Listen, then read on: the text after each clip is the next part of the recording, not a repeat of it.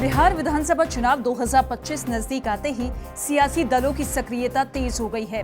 पटना में इंडिया गठबंधन की सभी पार्टियों, जिसमें आरजेडी और कांग्रेस शामिल है, के नेताओं की लंबी बैठक हुई। इस बैठक में सीटों के बंटवारे पर अंतिम फैसला नहीं हो सका। फिलहाल ये तय हुआ है कि 2020 के फॉर्मूले के अनुसार ही सीटों का वितरण होगा और सभी दल तेजस्वी यादव के नेतृत्व में चुनाव लड़ेंगे। तो दूसरी तरफ महागठबंधन की बैठक में साफ संकेत मिले हैं कि आरजेडी ने सीट बंटवारे पर नरम रुख अपनाया है। तेजस्वी यादव ने स्पष्ट कहा कि 2020 के फॉर्मूले के आधार पर ही विधानसभा सीटों का बंटवारा होगा, जिससे कांग्रेस को नुकसान होने की संभावना कम है। हालांकि सीटों के स्थान में थोड़ा बहुत बदलाव संभव है। इंडिया गठबंधन की बैठक के बाद एक वरिष्ठ कांग्रेस नेता ने कहा कि इस बार कांग्रेस कोई समझौता नहीं करेगी और विस्तार के इरादे से चुनावी मैदान में उतरेगी। कांग्रेस उन सीटों पर भी चुनाव लड़ेगी जो उसे पसंद है। पिछली बार की तरह कमजोर सीटों पर चुनाव नहीं लड़ेगी।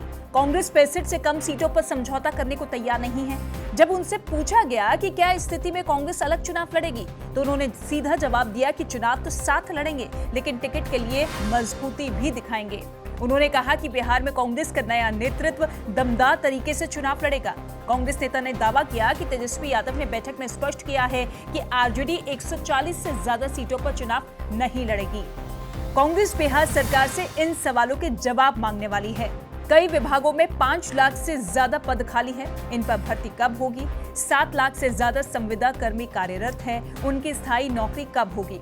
होमगार्ड, संविदा शिक्षक, आशा कार्यकर्ताओं के वेतन में बदलाव क्यों और कब तक चलेगा? बीपीएससी, एसएससी, नीट, यूजीसी जैसी परीक्षाओं में पेपर लीक क्यों हो रहा है? जांच निष्पक्ष होगी। बिहार से पलायन की समस्या का समाधान कब होगा?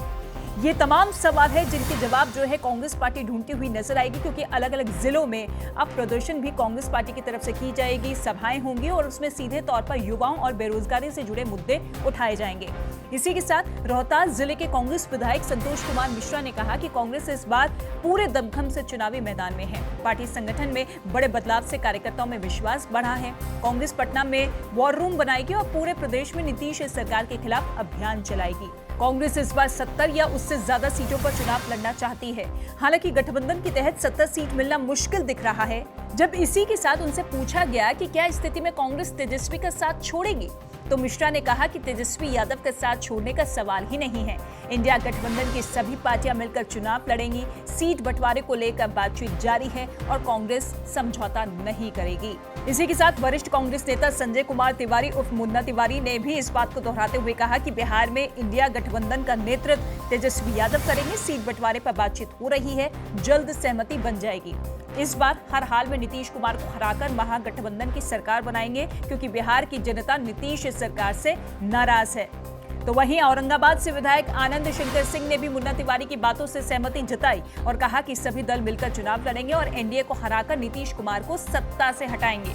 अब देखिए, बिहार विधानसभा चुनाव 2025 के नजदीक आने के साथ ही राजनीतिक दलों की रणनीतियां साफ होती हुई नजर आ रही है। इंडिया गठबंधन में शामिल पार्टियां सीट बंटवारे पर 2020 के फॉर्मूले को ही अपनाने पर सहमत है, लेकिन कांग्रेस इस बार समझौता किए बिना अपने दम पर मजबूत चुनाव लड़ने की तैयारी में है। तेजस्वी यादव के नेतृत्व में महागठबंधन के सामने बिहार की जनता के समक्ष नया राजनीतिक समीकरण खड़ा होगा। आने वाले समय में सीटों के अंतिम बंटवारे और चुनावी लड़ाई की असली तस्वीर सामने आएगी, जो बिहार के भविष्य की दिशा और दशा तय करेगी।